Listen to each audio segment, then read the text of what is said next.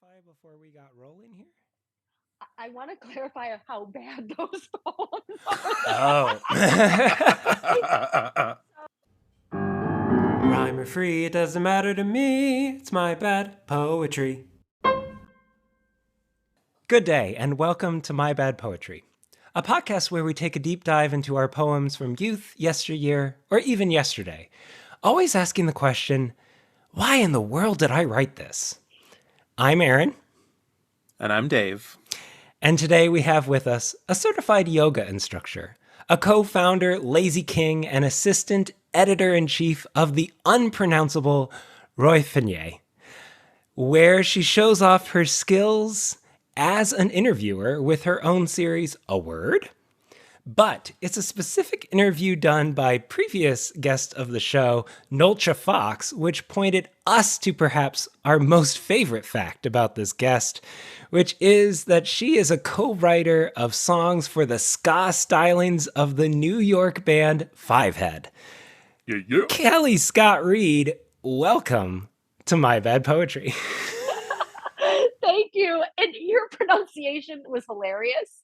I say stick with it. I mean, none of us can really pronounce it either. We try our best. I mean, my sister lives in France, and I was just over there visiting, and yeah, I still butcher the language. So, yeah. Roy Fenier did his. Yeah. How did you say? You just said it before the recording. So it's Ra Fenya. Ra Fenya. Oh, so it kind of rhymes. Yeah, I can try. That sounds so much better. Yes, it does. Sounds so much better than everything we've tried. Well, we listened to it on Google over and over again. Trying. I think what's great is that Tiffany Storrs, the editor-in-chief, it's such a genius thing to do, in my opinion, when she said, this is the name. First of all, I love the meaning, Lazy King. Mm-hmm. So perfect, in my opinion. And then to have it unpronounceable, which means everybody's like, what is that word? So it's kind of great. I love it. Oh, it's perfect. Right. It starts a buzz behind it. It's kind of genius. Now, I wanted to ask, because I did take some time to look into the catalog of Fivehead. And do you have a favorite song that you've co-written? Is there like lyrics you're proud of from? Yeah. Oh, yes. I can tell you right away. So it's called Raw Honey. Okay. It's on the Superette CD, like you can get it on like iTunes or Spotify. It's on Superette. It's called Raw Honey. And I was sick. My husband and I had gone to Trader Joe's, and I was looking at getting raw wild honey, and it was so expensive. Oh, yeah. Like super expensive. So I wrote a song. I started writing the lyrics while he was playing guitar about the honey. So it's legitimately about buying honey when you're sick, but it sounds like you're going almost to like a sex worker. I don't know how to put it, but that's like, you're so expensive. I'm a mess. Like it's my favorite. It's called Raw Honey. I think you'll like it. It really is. Because you can pass it off. It's about honey. So it's it's just my favorite. That's incredible. And your husband is the lead singer of this group? Yes. He's amazing. He and his friends Steve and Dan from childhood, they all grew up in the same small Western New York town. Started a band after my husband broke his ankle severely when they were like 27 years old. And he'd been dabbling in music his whole life, but not anything serious. And they just hit the ground running. They've been a band for, it's since 97. Wow. Since 97. Nice. It's with some breaks in between, but they're fantastic. And they're horn sections from a local music college, Eastman School of Music. Cool. So every year you got these 20-year-old guys playing, and then they graduate, and the next group of kids come. And it's just the energy super high because the horns are young. So you got these 58-year-old guys playing, but the horns are 12. And I mean, Eastman is a well-known school for music. So that's incredible. Fantastic. Oh, wow. Yeah, they're fantastic. Well, this isn't about your husband. This is about you, Kellie. And so we You need can do your best to avoid your poetry, but we're going to stick to we it. got to get to it. So let's No. get into the realm of bad poetry with whatever you have hastily written for us this week, Dave. Yes. This is a poem that I am calling BEA Beautiful. It floats with wings of night, gently wafting from shade to light. Sky high to my eye, watch it fly never nigh. Descending now into my sight, beauty rains down from height. Come on! Now that's why we don't put paper on top of the fire. Now I'm covered in ash. This is terrible. Am I allowed to laugh? Yeah. Please do. It's either laughing or crying, and I prefer laughing. Okay. Dave, you haven't done one of your classic twists in a while. Yeah. That was I thought fun. it was good. Is this autobiographical? Yes. One of my friends brought her little cousins over, and we were having a fire, and he tossed, I'm going to say, 9,000 pages of newspaper on top of the fire, and it was great. And it just rained black ash from the sky. Oh, gosh. Just lovely. It was beautiful right up until the moment it hit everyone. You said nigh. Whenever nigh is in a poem, it makes me very happy. Right? And it fits so well within that rhyme. You had sky, nigh, high. What was it? Yeah. Sky high to my eye, watch it fly never nigh. Yeah. I almost Terrible. felt like you were quoting something there. It sounded too good for you. I am both offended and very happy. Kelly, you are the assistant editor-in-chief of Ra Fanya. Do you have some helpful critiques for Dave in his hastily written poem? See, I have very little critique of it only because how it worked. You were so very earnest. I'm not a fan of earnestness. I get very uncomfortable in an earnest scene. Like if someone starts to get too serious or gazes into my eyes, I'm like, I don't love it. It cringes me. But you were very earnest in what you were writing. And then all of a sudden it flipped the table over, which meant the poem worked. So it wasn't really bad. It worked. So I don't So have a you're very saying helpful I'm a critique. genius. Okay. Yes, I'm saying you're a genius. But it shocked me. I actually jumped a little when you lost your mind. Yeah. So yeah, I liked it because of that. If it hadn't turned, I would have been like, it's a little too earnest for me. Yeah. I'm curious, Dave, because you tend to annotate how you want your poem to be read. That's you write for reading on the show, obviously. Yeah. In that last, shall we say, stanza where you take that turn, did you write that all in caps, or did you just know you were going to read that? I'm going to put this in the simplest way, Aaron. Dedoy. Dedoy. Yeah, it started in italics. So gentle and soft and wafty. And then just all caps and bolded. Yep. Ah! Okay. Yeah. Nice. Like Very I nice. said, I'm a genius. One day he'll figure it out. Well, before Dave gets too much more on his high horse, I'm reading the first line of this poem that you have given us. I realize the monster that I have created. And that says so much of us in this show that we've done. but Kelly, could you bring us in to your bad poems? Now, the rule for this is you are to read without any defense or context first, so we get the raw reaction. I realize the monster I've created. Each snowflake tells me of the tragedy we all undoubtedly face. I feel each tear fall heavy from my eyes. I know I have been dishonest. I condemn you for the same. It seems different because I feel justice is served. The monster begins to breathe, and I live within both of us. It is dangerous, and yet we insist on sparking life and death into it. I know the power honesty possesses. I know how I'm destroying you. You're no innocent victim. You have used your evil against me, and I realize the monster I've created. Boo.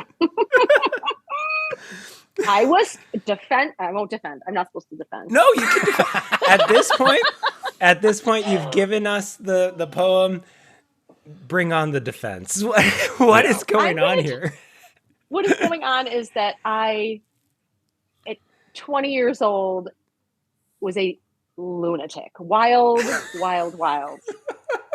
And I think I don't really know who this person is. Like, I don't know if this person who wrote this knows who they are. Oh, okay. I think it's just, I feel like I need to have revenge on this guy who's a jerk. That kind of thing. But It's me who's really the jerk. It's me who's really in control. It's so strange. I don't even know. I couldn't even tell you where it came from. It may just been something I saw on TV and just decided to write about. I don't. It doesn't feel very like it's me at all.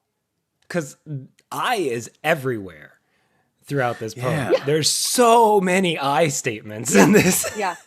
I read it. I know. Oh yeah. And yet you're saying right now you have no clue who this speaker is. No. Fascinating. Okay. That's a lot about my. Well, first of all, I want to know who read this and thought I should go and be a creative writing major. I want to know who the moron is who said, Kellie, you should be a creative writing major. There's nothing about that. Creative. You're so kind to yourself. That's very nice. Hey, I'm just being honest. I'm an older person now, and I look back and go, oh, but these were typed and printed out. Mm-hmm. Like, I used ink, thought this was good. That's what's funny to me. Like, how did I look at this with all the eyes? Like you said, like lined up in a row like little soldiers. When you look at it on the page, it's not like it's not obvious. Yeah. Yeah. Oh, wow. No, terrible. You said you were writing this about like 19, 20-year-old you. Would this have crossed the desk of like a teacher? Were you turning these in as an assignment? Was this more of a personal journaling exercise? I think it was more personal. This never went to anybody. I did a lot of just like, and it might be the way I journaled. Sure. The more you say that, I'm like, yeah, I was thinking that in the car when I was driving home. I was like, this doesn't sound like poetry. This sounds like me getting stuff off my chest. Yeah. This is not poetry at all. But I think that's how I did it. I'm not, again, if you look at me as a person, I'm a pretty happy person. I don't do well like with earnestness. I don't do well with in-depth feelings on the surface. So I think that's me letting off a valve. And it's not very direct. It's very indirect. And it has to be poetry because I can't write it about myself. So sure. I think that might be it. If I'm really psychoanalyzing me, it was definitely, it's an anger vessel. Because almost all the poems, I picked some because they were almost all angry. It was almost always yelling at someone, telling them they were a jerk. Like, it was really angry. Oh, I love that. Okay. If we don't know the context of this poem as to who it's written for, we have to go off of what we have in the poem here. There is a monster you have created in this relationship. And yet, you blame them? It feels hopeful. That's what you're saying. It's really just, it's filled with that joy and love for life, that joie de vivre. I feel, this is Dr. Frankenstein looking at the monster and being really happy about his work. Yeah. Absolutely. I am trying, like, I'm with you there. I'm trying to make sense because, like, the last two lines, You have used your evil against me, and I realize the monster I've created. So, like, you're evil, but you're evil because I made you evil because I made the monster in you, but you're evil and it's your fault, but I did it because it's you. Yeah. Yes, and that's kind of how I argue. When you said that, I'm like, yes, that's exactly how maddening. That's exactly how maddening I am. Sure, I'll take responsibility. Sure, but it's all your fault. Exactly. Oh, I love that. It's a mess. It Listen, is a mess. It's the rambling of the madman. I was a 19-year-old. I have no idea. I honestly think all relationships are pretty bad at 19 years old. Oh, yeah. But I think with me, when I would be writing something like this, it would be because I am culpable a lot of the time in the negativity. Back in those days, I was super argumentative, super fiery. I wanted my autonomy, but wanted a relationship. There's all this push and pull. So I think when I was writing this, it was probably more something outside of myself is acting on my behalf because I don't know what I'm doing. I can't logically make this go away. Basically, it's a poem about hormones. It's like, if you think about it, Yeah. like we're so horrible to each other and there's something else doing it. We can't understand why. I'm doing it, you're doing it, but I don't know why it's happening. It's very hormonal. Yes. I was just having a conversation with somebody. I was doing premarital counseling with a couple, and we were talking about why couples fight. And that 95% of the time, it's because you are tired, had a long day at work, or need something to eat. Mm-hmm. And if you take care of that, then you can have a reasonable conversation. And it's hilarious because we can tell that to children. We can explain that. Oh, you just need a nap. But like, in a relationship, if my wife told me, oh, you just need a nap, I'd be like, how dare you pretend to know what I need? Yes, you're correct. Like, I'm upset because I'm tired and I just want to cuddle up for a minute. But you can't tell me that. It's not my fault, it's you. That is absolutely true. That is absolutely true. I'm a genius. I agree. You're welcome. You are. So I think 90% of the poems on this show could probably be chalked up to hormones. And maybe the best advice before trying to write good poetry, have a nap, eat a snack, then you're good to go, right? Oh my gosh, that's so funny. Yes. Yes, exactly. My favorite part about this poem, because like I have to say, there's not much about this that feels very like poetic. I don't think the line breaks are very intentional. There's like sparse punctuation and they're all periods. Oh, there's one comma there. And then like but the thing that feels like the most quote unquote poetic about this is that you choose to repeat.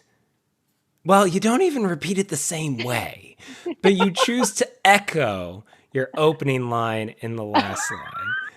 And you don't even get that right because you conjugate, you have I have created, and then you shorten it to I've created at the end. I'm taking a beating and it's not poetry. Like I said, I'm like looking at the stuff. I go, none of this is poetry. How would I think that this was what it was? But maybe I don't know what it was. Like I said, I don't know my thought process. I don't know if I was, but the fact that I printed it out makes me think I must have gotten a new word processor or something and thought I'd have a little fun with it. Like there can't be a rhyme or reason that I would save that. Yeah. I mean, as someone who has worked through over 100 poems in a wolf journal, I also sympathize with these nonsensical poetic entries into as journaling. So I know where you're coming from, I think. But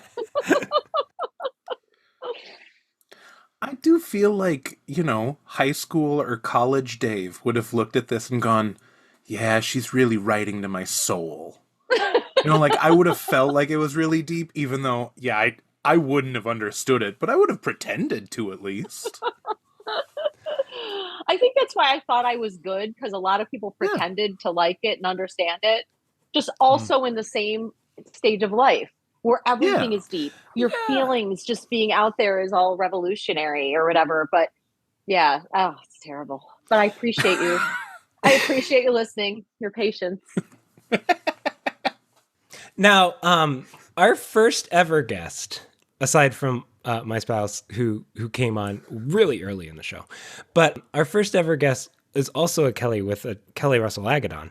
She always said, if you don't have a title, or if there is a really bad title, in her writing group that was called a cake title, or you owed the writing group cake if you came without a title.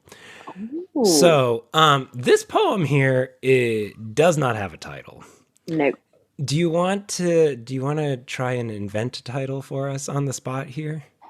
Would it be better if I just got your address and sent you some Hostess cake? That would be lovely. We'll take that as better? well. Yeah, I we'll could do that try. off the air. No. So 19-year-old me would just have titled it, I realized the monster I created. Yeah. In case you didn't get it from the beginning line and the ending. I don't know. I wouldn't. Oh my gosh. How about, I don't know. Hormones. I have no idea. Hormones. We could just call it hormones. There you go. That'll be it. But yeah, I'll send you some Hostess cakes. Well, that sounds lovely. I think you're owed that. Let's get to one that does have a title. Ooh. Yeah. Our second poem for today reads Sunday, 11:30, Monday, Eternity. That was a very good reading, Aaron. That was very good. It could also be called hormones. Okay, fair enough. All right. Stay close with me. Put your hands on my face like the wind in December. Your lips whisper the words, I love you. And then, like the season of those words, disappear.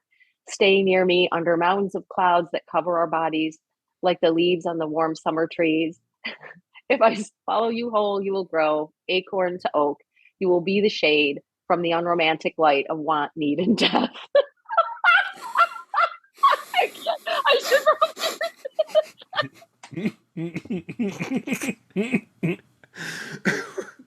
Oh, wow. What is that? Yeah. What does that even mean? What do you have as defense for this? Or context? Let's say context. Context is the right word there. So I think I understand why I wrote the title the way it is. It's the half hour between 11:30, but I didn't put PM. Sure. Which was dumb. Okay. And midnight. So it's a little shade of that little half hour before the day comes to fruition the next day. Mm-hmm. And it was about being in the sack with somebody, I guess. I have no idea. It was just something. I don't know why I put into it. I have no clue. Like I said, I just grabbed these thinking, I don't have any bad poems. I swear I said those words. This is what I get. This is my punishment. This is what you get. And now I'm seeing the imagery now. You're reading this as a lover's tryst in the night, if one should say. Yeah.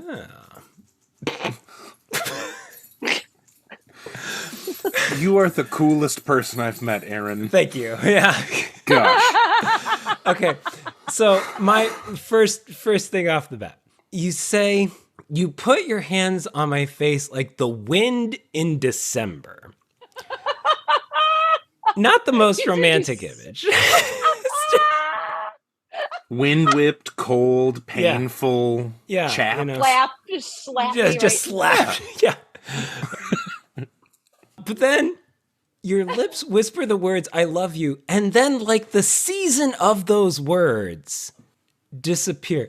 Now, at first I was like, the season of December, the season of the words. So what kind of season are these words, and why would you assume that they disappear? Sorry, that simile doesn't make sense. Makes no sense at all. Nothing makes sense. I really think the person here who wrote this is remedial in their writing. Like they need to repeat second grade. That's how bad I feel that it is. Oh, I think I was trying to be clever. I don't know. Cold hands are a thing with me, so maybe that's where the December thing came in. But I was, again, trying maybe not to be too earnest, because when someone says they love me, it's got to be, but that won't last. That's going to go away. I was a very cynical person. So yeah, for now you love me, but they're going to be gone soon. That's going to be gone. Oh, actually, you can kind of see that. I mean, like, it's not like this broad declaration of love. It's a whispered word that will disappear. And then in the last stanza, you call it an unromantic light. You're like already downgrading this moment of intimacy by the third stanza. Right, it's soured already. Yeah, I wasn't super into love.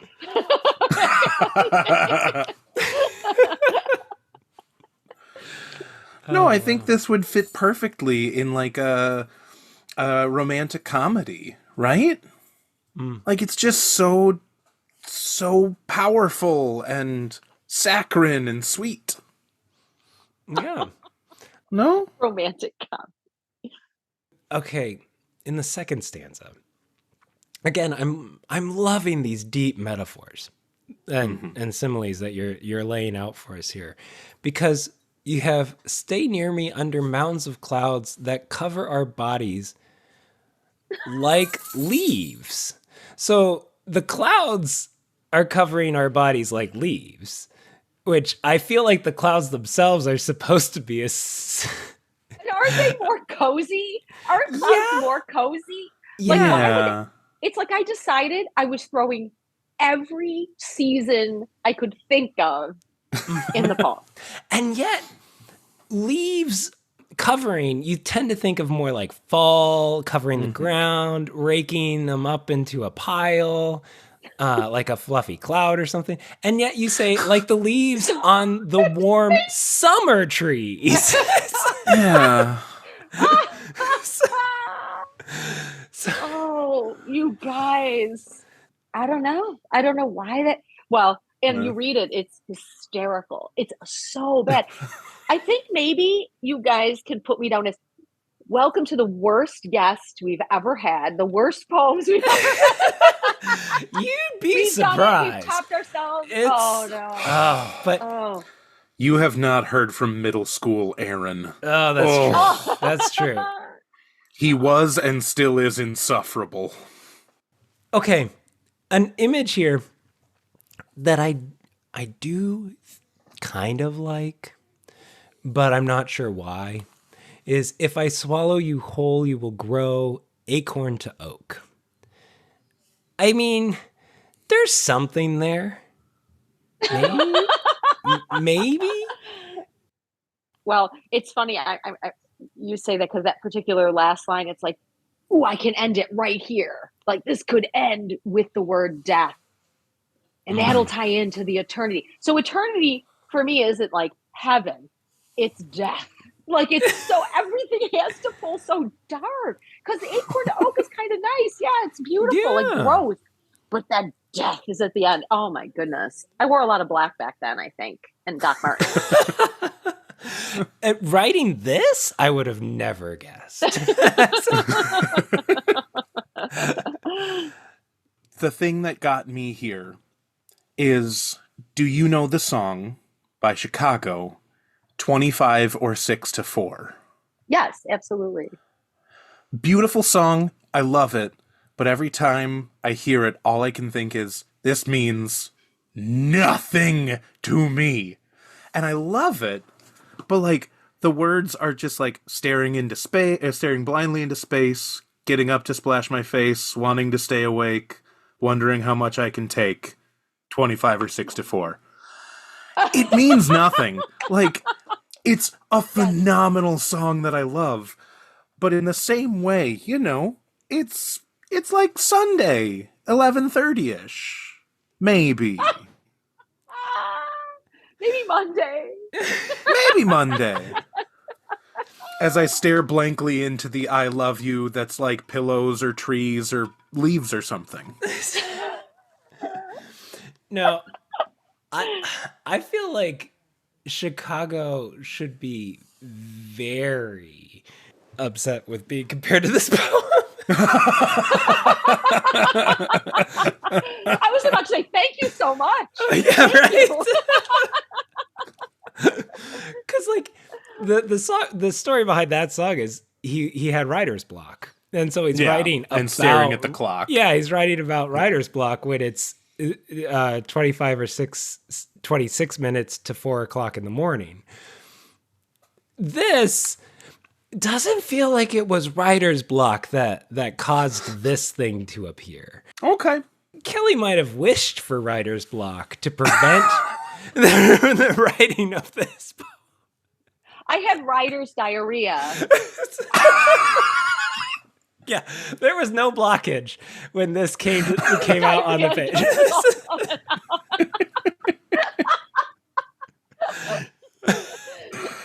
Oh, that's terrible, and I love it. Oh, wow. So you said you found these in like a box? Yeah, so I have this box up in my room that has all these old letters that one of my best friends from high school, Chuck, used to write me in college that are just, he's a brilliant guy. And in that was a folder of just, that has all this like collaging on it of magazine clippings, to be hip. Nice. And like models on the side. And then when I opened it, it was all these printed poems. I go, oh, this is going to be great. I couldn't pick one that was worse than the other. Like they were all terrible. Some were rhymey, some were super rhymey, but the most boring rhymes, not good rhymes where you we're like using cool words, but really bad rhyming. Just, and all like our anniversary. And this, like they sounded like I was like trying to be, I don't know, Elizabeth Barrett Browning. I don't know. I just don't remember. They were so old English. I'm like, old English. I lived in the city of Rochester. I took a bus to school. Like, what I'm not doing. We need to get to your last one here. The title to this one is Oncology. Yes. Mag's toes and mine met underneath spring mud. We spoke of love and lipstick, alluring pink on her. Our feet swirl in April swill, the decaying flesh of beetles, bird bones, and the thought that these days will last. Mag's the one I would touch, holding her hand in public, even though her hair grew fleshless and the stares more frequent. Still, we could laugh and lie. Our past so new, it was almost our future. It's sad to laugh at. Yeah. It is sad. This one actually feels more earnest than the other two. And maybe it's because of the context. Person. Yeah. Right. Yeah. This one, like you give us in the context, it's about a friend who did have cancer at a young age. And that's probably why it is a little more earnest. Do you want to tell us a little more about this situation, or? Sure. It was a friend of mine that I had in, gosh, I'm trying to think. I think it was like 4th grade. And she had gotten, so she'd gotten cancer. And we had, there was this pond next to our school called the Lily Pond, and everybody would go down there and play. And she was in school a lot of the time. And back in 1979, cancer treatment for kids is not what it is today. Right. So it was a little shocking. And I just remember she's the one person I would see again, this kind of earnestness. She was the one person I would let touch me or hold my hand. I didn't want people, like I had a lot of space around me all the time. I was like, don't touch me. I can get up. I can do it myself when I was a little kid. And she was someone that I would let touch me, which I thought was just and I just remember thinking about that because I do remember that one, writing it down because the name is changed obviously. I lost track many years ago, but at the time I was only 19 years oldish when I wrote it. So it wasn't that many years difference. It was 10 years later. So, but that was just kind of my delve into feelings that were a little bit maybe more real Yeah. than other times. I'm gonna say I love it. I actually think it's really good. Seriously. Oh my goodness gracious. I think it's lovely. I love it. Cause it is very, I mean, it's kind of childish, but that's what it's about. It's like the bird of decaying flesh of beetles and bird bones and like, you know, digging through the woods as a kid and experiencing life and thinking about what your life will be, but then also dealing with fear of death and disease. And I think it's good. It makes me proud. Good. Thanks for being nice. Well, because again, my opinion is the only one that matters. Because Aaron, not as good as me. I get it. Actually, I mean, I will say, of the 3 poems, this one is by far the most like redeemable, and it really does. I think what Dave said about like, because you're writing about kind of a 4th grade friendship. My favorite line is, "Our past so new, it's almost our future." That is a cool concept that I think you could explore, because like you think of those, like watching my kid grow up, and it's just like her memories are just so recent that it's like, man, it almost feels like that was yesterday, if not like this is something that's going to happen tomorrow. It's just so how much new things are becoming the past immediately in such a short span of time. And yet the time that you and your friend are dealing with may be more limited than you at first imagined. And so, yeah. It's funny, because my son, who's is my youngest, is now a 6th grade teacher. So that's a thought to have. Yeah. He's a 6th grade teacher. It's my youngest kid. And I'm like, what the heck? I'm remembering these things. Like you said about, these memories being made back to back to back. And I'm like, wait, that was just yesterday. Literally, are we here now? And I like to go back and piece together like the way things happen. Like, oh, and then he did this, and maybe this is what led him to that. Like, you can kind of look at your kids or in your own life as like you're watching in real time a show or a character in your life, right? You're watching this person and you're seeing all these things happen. And then, but the future's still there, and you're getting a master's degree, and you're moving out, and you're going to get married someday, maybe. Like, it's so, but you never know what direction it's going to take. So when you said that about your child, I was like, oh, it's unbelievable how fast and short the time is at the same time. Yeah. Yeah. And yet these 2 kids are envisioning, just like talking about love and lipstick and as well as bird bones. I mean, like it's a beautiful it's a beautiful capturing of childhood. I think Dave's defense of it might have won me over. Oh, I am curious Wow. though. I am curious though, because you brought it to this show. What is it about this poem that immediately just like set off the flares and you were like, this is bad? and there it's might going to be bring us back. Yeah. It's going to bring us back to the theme of this. Okay. It's the earnestness. Ah. The earnestness makes me uncomfortable. Aha. Okay. I just have a problem with the earnestness. The whole thing is a lesson is a psychological just deconstructing of literally some of my bigger fears, which is that that earnestness. And it really was like, oh, I wonder what they're going to think. It felt childish to me. It was a lot of different things. So yeah, that's why I thought it was bad. There you go. Interesting. Well, you got to remember, the last book I read was a Dr. Seuss book. So Yeah. everything I've been reading is a little childish. So, that's okay. I will say there seems to be something that you have fallen back on with every one of these poems. And maybe I should triple check the first one. The first one, not as much. The first one mentioned snowflake. That's what I thought. But December and summer and April, I think like, and I know that I did this too in my journal work and stuff, but like when we learn about poems, it's always, shall I compare thee to a summer's day? And all these things. So like, do you, when you find yourself writing now, do you think that you have continued the trend of like evoking the seasons or name dropping a month? Or do you think that's,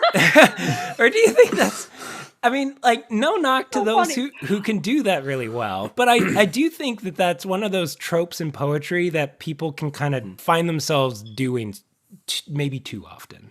Mm-hmm. Or yes, as a crutch. No. Here's the thing. I think that I'm very affected by weather. I live in Western New York. You guys know the horrors of the change of season sometimes when it's a very wintry place. So every change of season brings a me that feels different. My husband actually says to me, he calls me Summertime Kellie all of a sudden, because Summertime Kellie is a blast. Wintertime Kellie is not. It is.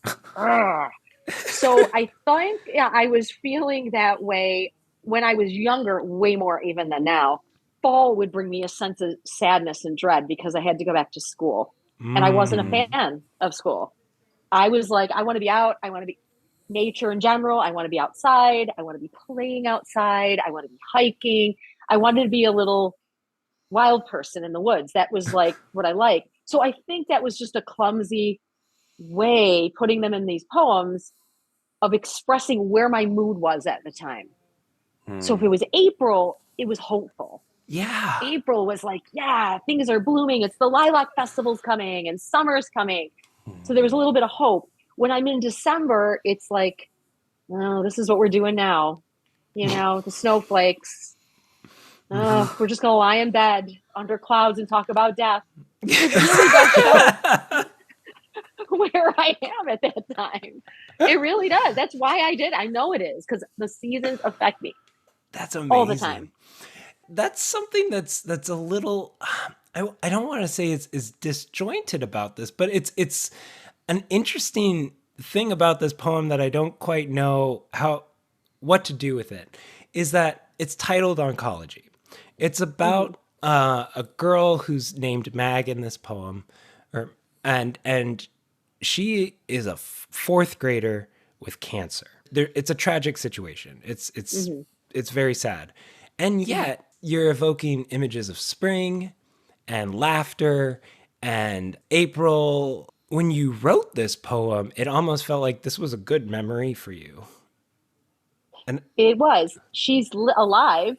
I was 19. She was still alive. So when I'm looking back, it was a weird time. Yeah. But things worked out. Fascinating. So I was looking back with and I do that. I tend to do that in general. Anything bad that's happened, I will spin to what's the good that came out of it. Always. It's like I can't live in the sadness. Again, the earnestness, the sadness, that place where I should be going at my age, should not be so afraid of. But it's this, I'm looking back and look at the good that came out of this and remember that time. And she was someone that you let in, kind of thing. That's what it felt like to me a little bit when I read it back. It made sense because I remember it's a real thing. So that's why I'm thinking those other two weren't real. This one actually was real. Those other two were just experiments.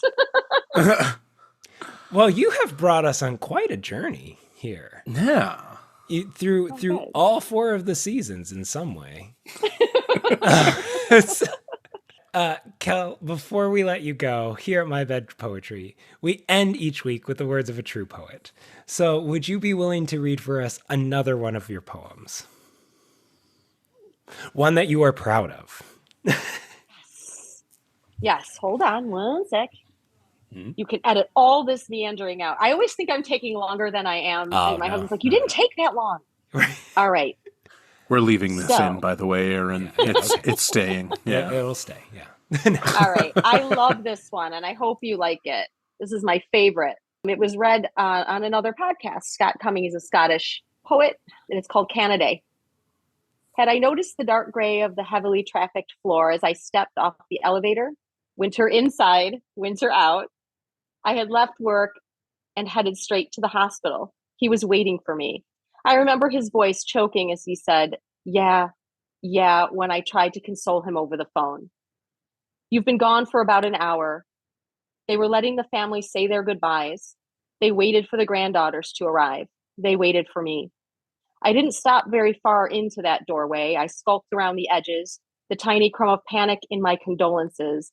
I remember that my son did this after his baby brother was born. He stopped dead coming into the hospital room and had to be ushered in with a stiff hand by his grandmother.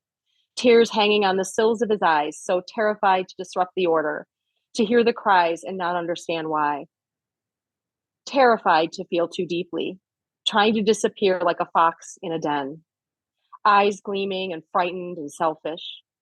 A different sort of birth now, but a similar terror. I could see your shell on the bed. You were gone into the ether. Absorbed was your last breath into the lungs of your children as they stepped all over each other, recounting your last minutes on earth, overly detailed as your children tend to be when telling a story. No one quite had the timeline right, even though only moments had passed. It was fortunate no one was paying attention to the other, so they all kept their truth. I drifted, unable to hold my attention still, averted my eyes, checked my phone. A comically huge clock hung on the wall, showing me times left, times up. More stories about you, some laughter. There's something so funny about someone who thinks it isn't. The ritual of looking back at where you once were took half an hour. Finally, we hoisted our purses and wrapped our necks with our scarves, like yesterday, like tomorrow. I took a deep breath, relieved to be standing so close to the door. Outside, the snow fell hard. Our conversation turned blessedly back to the weather, as it always does in the place you were born. We have to drive home in it. We have to go on living and thinking and doing. We have children to raise and deadlines to meet. And I have a cold den in my heart to return to before it's too late.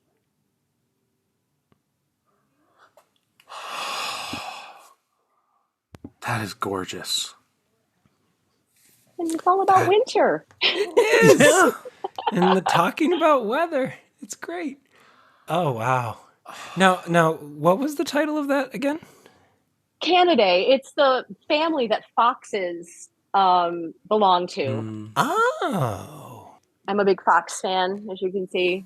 Nice. That kind of curious intensity, a little frightened, loves to be around people, really works well with them, but also doesn't want to be around people. And dear listeners, in case you didn't notice, of course you didn't, Kellie showed us her fox tattoo on her arm. So And dear listeners, in case you didn't notice, for some reason, Aaron just pointed to his forearm too. He's so helpful. It's an awesome place. Well, Cal, this has been incredible. And I'm so glad that you have made time for us. And like I mentioned in the intro, you yourself, an expert interviewer, far better than the two of us. And so how do you say, because it's the question mark. So is it a word? Yes. So a word, like an English person. Word? Perfect. Yes. Yeah. So you can find that series through the Roth and Yaw YouTube page. And it's a word with Kellie Scott-Reed. Great interviews with amazing folks. I forgot to ask, do you have any other chapbooks, poetry books that you want to plug? I got something really cool coming up. I'm actually leaving tomorrow. I am the first assistant director for a series called Deep End that's been picked up by Amazon Prime. Ooh, so we will be in September. I'm very excited. So that's what I've been working on. It's been not a lot of writing. Well, congratulations. Cool stuff. Yeah. Yeah. I'll let everybody know on Twitter and stuff, or X, when that comes out. But yeah, that's coming out in September. So we have our third episode that we're shooting tomorrow in Maryland. Very cool. That's Very so excited. cool. Yeah. Very excited. This has been My Bad Poetry.